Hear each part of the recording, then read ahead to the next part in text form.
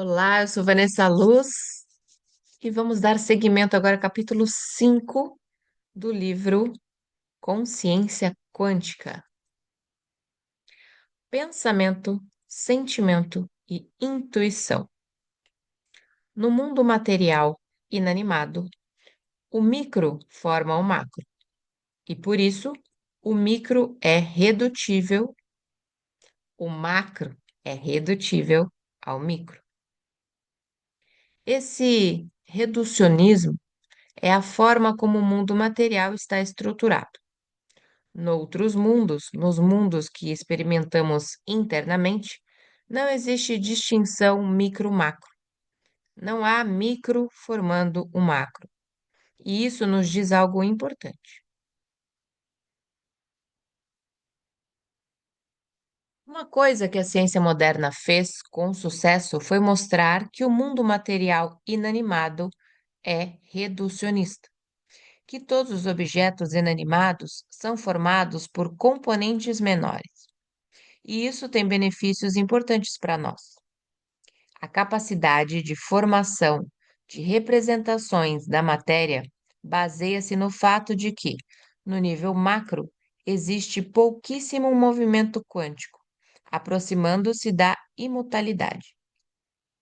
Sem essa virtual fixidez newtoniana, não poderíamos fazer representações de nossas experiências sutis usando a matéria. E sem as representações, não poderíamos ter a consciência incorporada, um self de hierarquia entrelaçada, ou os níveis sutis da experiência já incorporados, memória, software. Ademais, sem essa incorporação e sem a memória, não teríamos personalidades estáveis, registros escritos, civilização. Logo, a natureza micro-macro da realidade material faz-se mesmo necessária para que nosso mundo funcione no modo como o faz. Por outro lado, a exploração do espiritual começa pelo sutil. Há tempos, as tradições espirituais perceberam que só podemos chegar à plenitude através do sutil, não a partir da realidade espaço-tempo material e densa. Quando vamos ao sutil, percebemos que não existe distinção entre micro e macro. Não há isso de micro formando macro. Se você se perder no físico, perder-se-á nas hierarquias simples criadas pela matéria, as hierarquias que constituem o mundo inanimado. Mas a sabedoria, que não tem hierarquias, é essencial para atingirmos o domínio espiritual da realidade. A sabedoria do pensamento quântico é que tanto o físico quanto o sutil são importantes. Precisamos de ambos. Além disso, a natureza quádrupla da experiência no modelo quântico está mais ou menos sintonizada com a classificação junguiana dos 4 tipos de personalidade: sensação, sentimento, pensamento e intuição. Jung demonstrou que as pessoas usam seletiva e preferencialmente um desses modos de experiência em detrimento dos outros. Precisamos mudar essa tendência. Precisamos integrar todos esses modos, usar todas as nossas experiências. Todavia, o trabalho de Jung é importante porque codifica a maneira pela qual somos construídos, mostra como experimentamos. É preciso que o neocórtex colapse uma possibilidade quântica numa experiência subjetiva que consista não só de sensação e sentimento, mas de pensamento e intuição. Outro papel do neocórtex é permitir que a mente confira significado a todas as experiências. Entretanto, a menos que nos tornemos muito sensíveis aquilo que experimentamos, mesmo diretamente, não é um sentimento, mas uma emoção, que é o efeito do sentimento sobre a mente, sentimento misturado com pensamento. Temos de nos tornar sensíveis aos sentimentos puros que precederam a experiência da emoção. E temos a mesma dificuldade com a intuição. Temos de nos tornar sensíveis àquilo que aconteceu de fato antes de podermos pensar nisso de maneira intuitiva. Circuitos emocionais. O que acontece quando você tem um pensamento intuitivo? O pensamento intuitivo é uma coisa bastante especial. Quase sempre surge com um sentimento na boca do estômago ou na espinha, como um calafrio. Talvez você perceba um tremor nos joelhos, ponto em que há um chakra secundário. Quando estamos sensíveis, podemos rastrear a intuição até a sua origem, até a experiência que provocou tanto o pensamento intuitivo quanto o sentimento gutural. De modo análogo, até a sua origem, e começamos a sentir visceralmente a energia vital do corpo nos chakras. No geral, a criatividade e a intuição surgirão em você quando estiver desfrutando a vida, quando estiver se divertindo. A intuição raramente aparece em meio ao sofrimento ou à negatividade, ou durante alguma exploração intelectual. É que o sofrimento e a negatividade nos separam da unidade que é a consciência superior, assim como a racionalidade excessiva. Na exploração criativa, temos mais sucesso quando tanto o vital, os chakras superiores, quanto o mental estão participando. Por isso, é importante lembrar que aquilo a que chamamos supramental também é supravital. Isso igualmente significa que você está explorando a criatividade fundamental, exploração criativa dos arquétipos, e não a criatividade situacional, a solução de um problema dentro de certos contextos arquetípicos. A criatividade situacional não envolve necessariamente os sentimentos, mas para sermos mais efetivos, precisamos envolver a dimensão do sentimento em todas as nossas explorações da criatividade. Certa vez, um amigo filósofo me disse que era capaz de aprender a conjurar seus sentimentos de um modo tal que aumentava muito a sua eficiência. Por outro lado, houve ocasiões em que o uso das emoções saiu pela culatra e ele se enredou nas próprias emoções, tornando-se anárquico, ou pior ainda, conflituoso. Disso tudo, ele concluiu que, quando bem utilizada, a emoção cria resultados maravilhosos. Se mal usada, porém, a emoção pode ter consequências terríveis. Logo, a emoção é uma faca de dois gumes.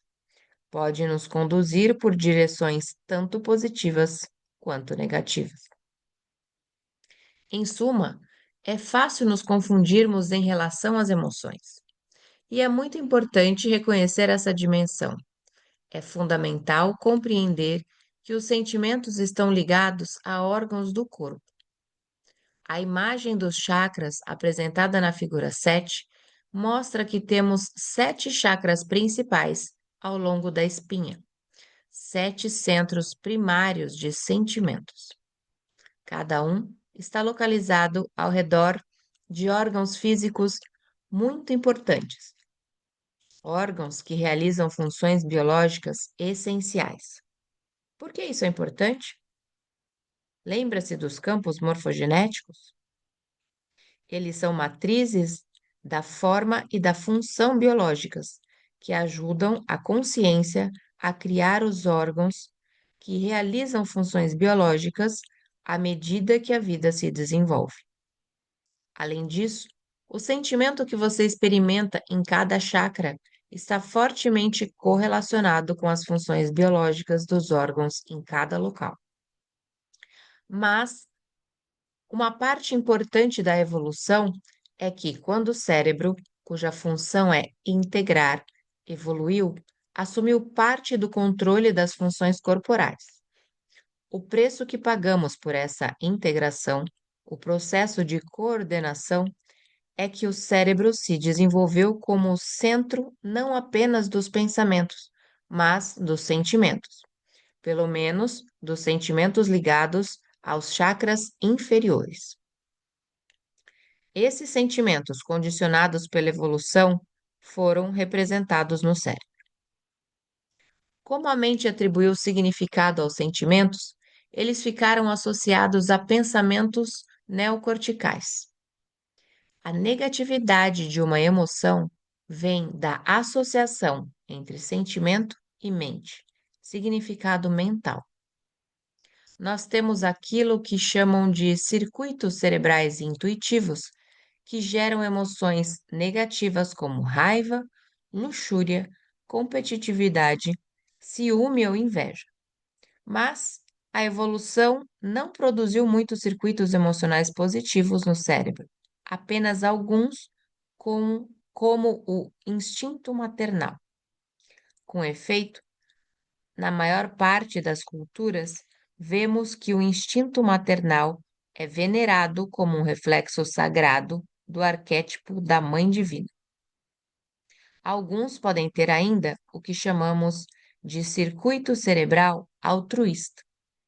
E existe ainda um circuito cerebral espiritual, tratado como Deus no cérebro, por alguns cientistas, que, quando estimulado, provoca uma experiência espiritual.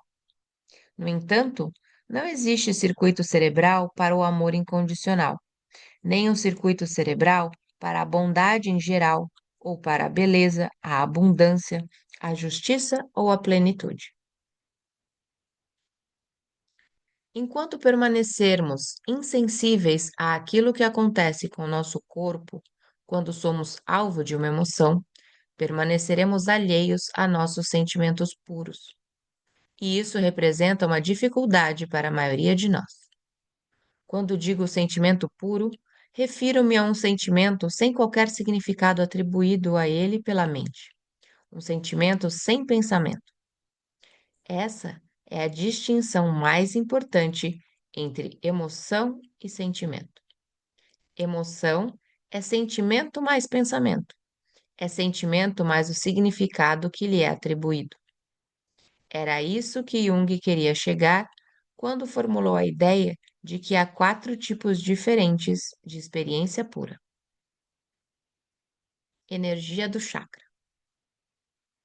Uma de nossas primeiras tarefas como ativistas quânticos é tornarmos-nos cientes dos aspectos viscerais das emoções, sentimentos puros que experimentamos quando surge uma emoção.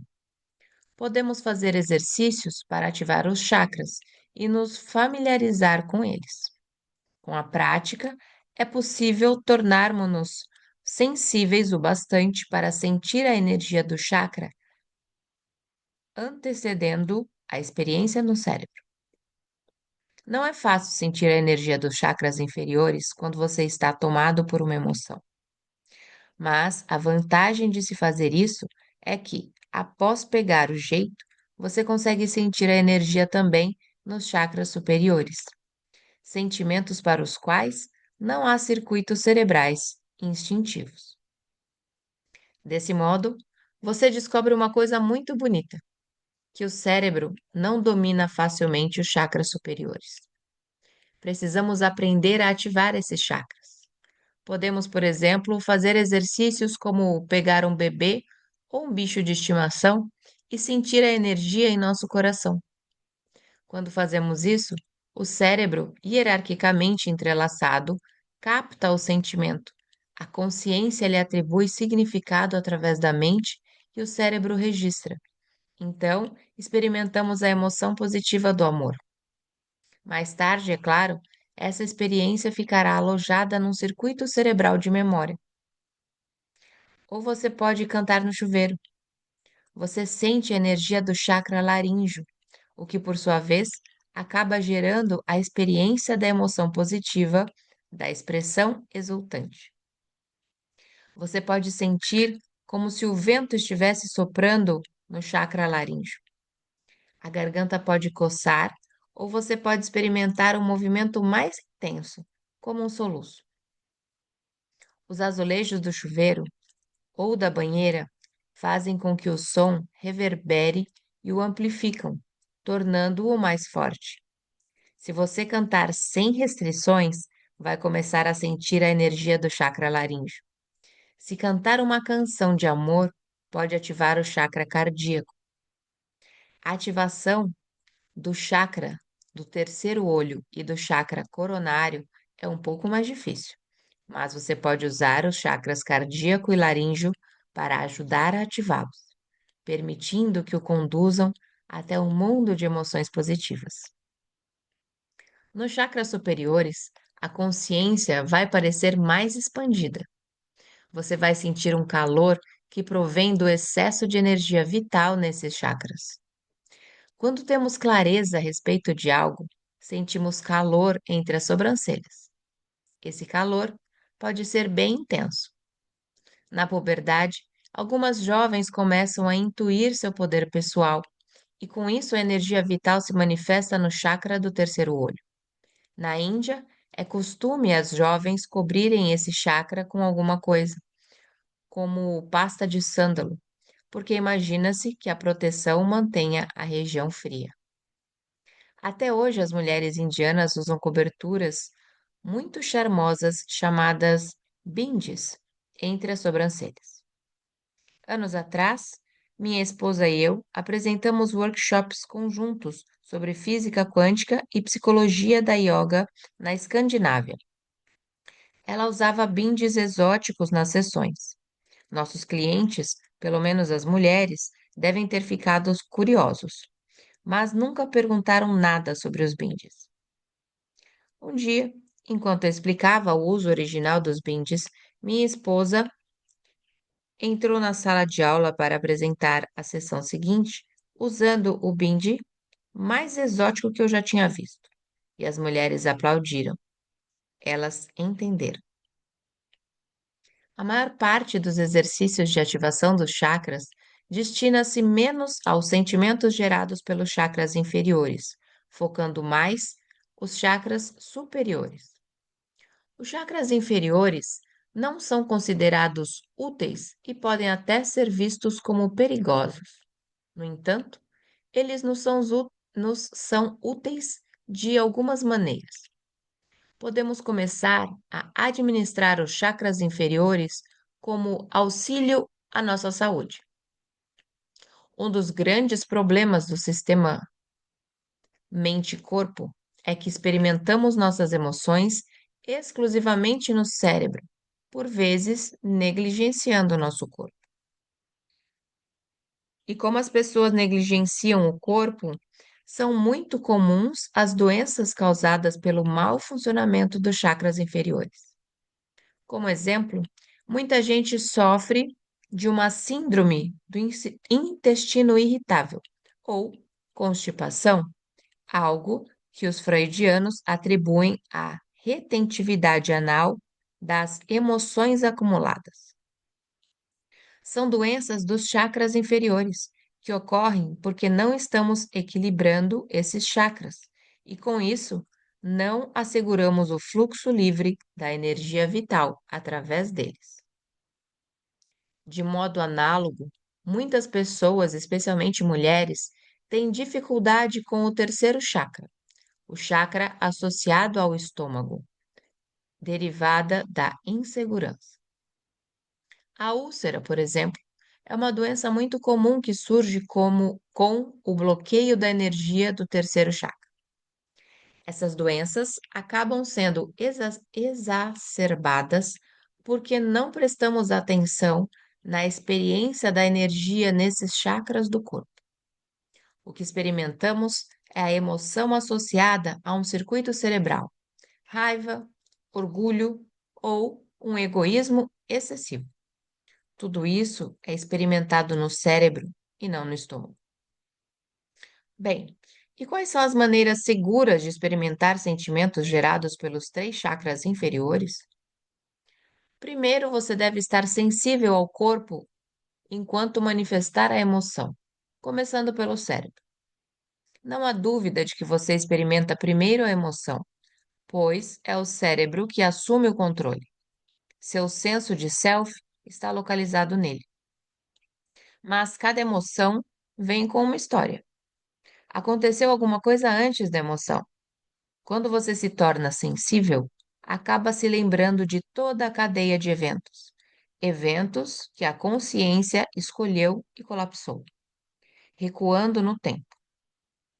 Primeiro, as emoções começam com sentimentos na parte inferior do tronco encefálico, cerebelo, ponte e bulbo raquidiano. Finalmente, o neocórtex entra em cena.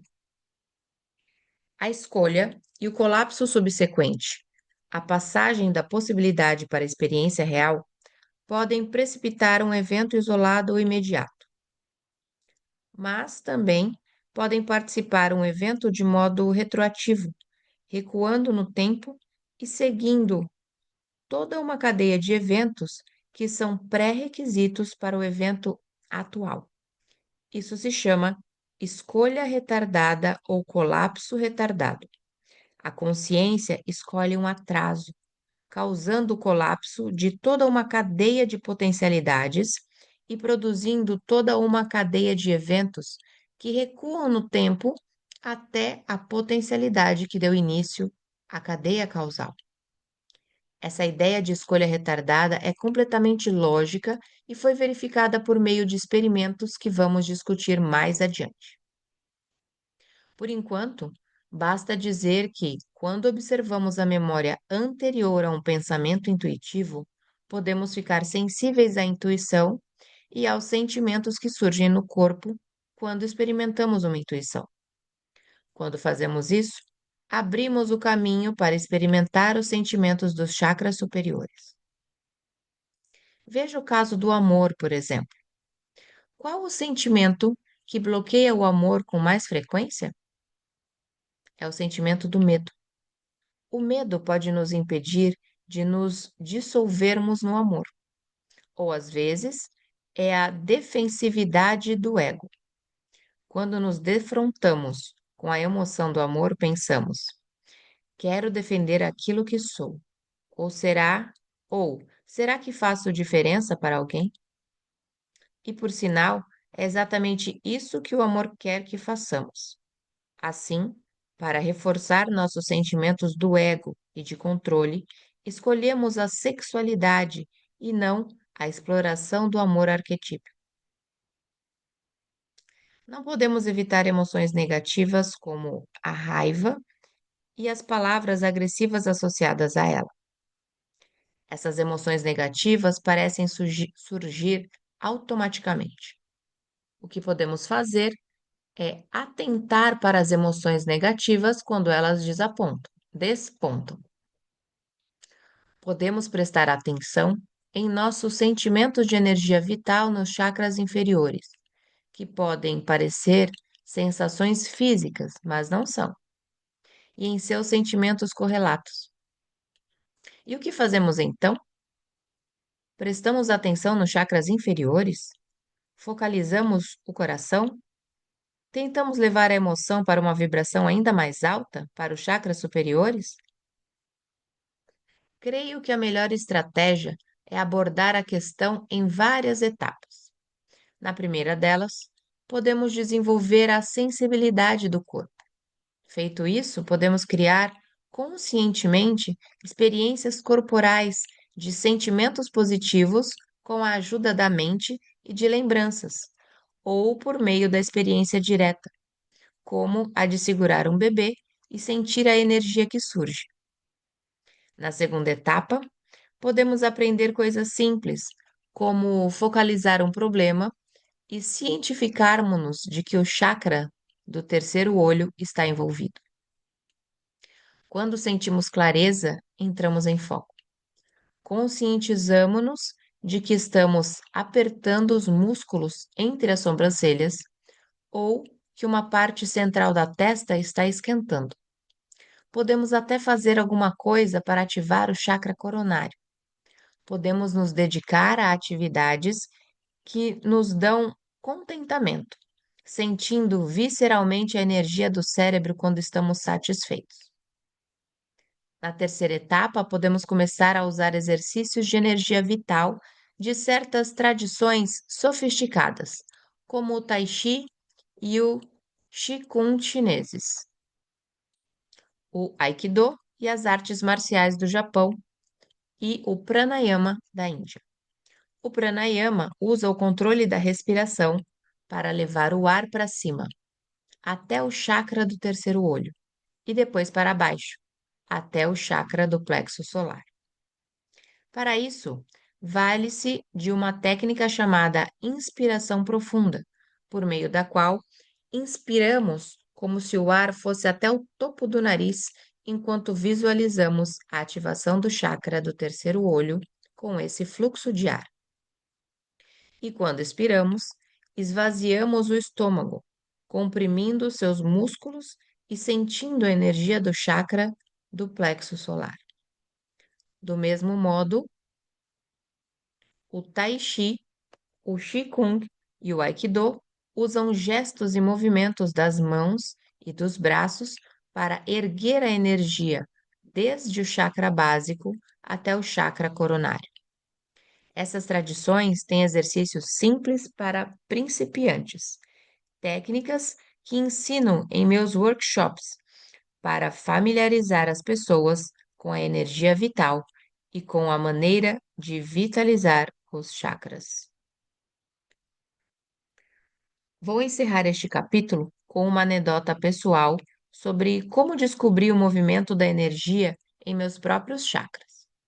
Em 1981, fui conferencista convidado do Instituto Esalen, em Big Sur, Califórnia, durante uma semana.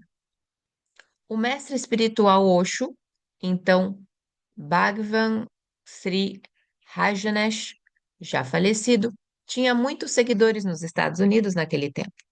Fui convidado para uma meditação matinal com um grupo de Rajanesh e dirigi-me para lá. Alguém me explicou que a meditação teria 4 partes.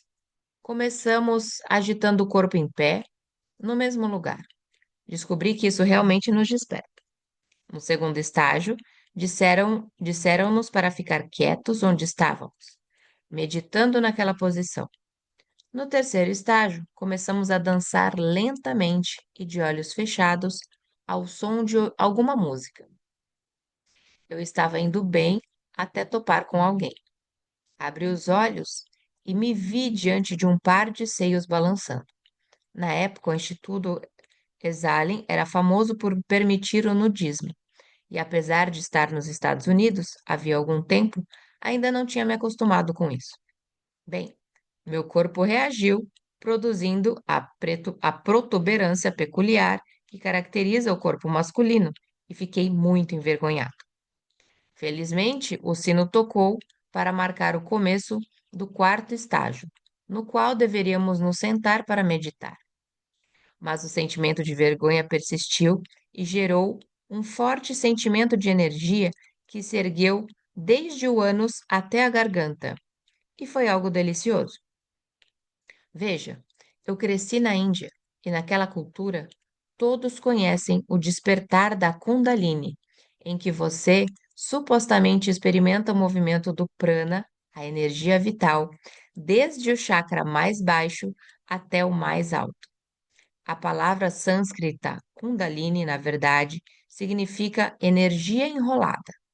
A mesma energia expressa em termos quânticos diz que os sentimentos nesses chakras permanecem em potencialidade até ocorrer um salto quântico repentino que nos desperta. Assim, na hora eu imaginei que tinha tido uma experiência do despertar da Kundalini, mas fiquei desapontado pelo fato de a energia não se erguer até o chakra coronário, como descreve a literatura. Foi um despertar da Kundalini? Não sei, mas com certeza me fez consciente dos chakras. Dali em diante, soube que suas energias são reais. E ficamos por aqui, encerrando esse capítulo. Se você está gostando do que está ouvindo, aproveite e se inscreve no canal. E se esse é o seu primeiro vídeo, na descrição eu tenho ali toda a playlist. Tem também uma reflexão. Compartilhe conosco, escreva nos comentários. Assim você ajuda que esse vídeo e todos os outros cheguem a mais pessoas que estão buscando uma consciência mais ampla. Um beijo no seu coração. Eu sou Vanessa Luz e nos vemos no próximo, na próxima leitura.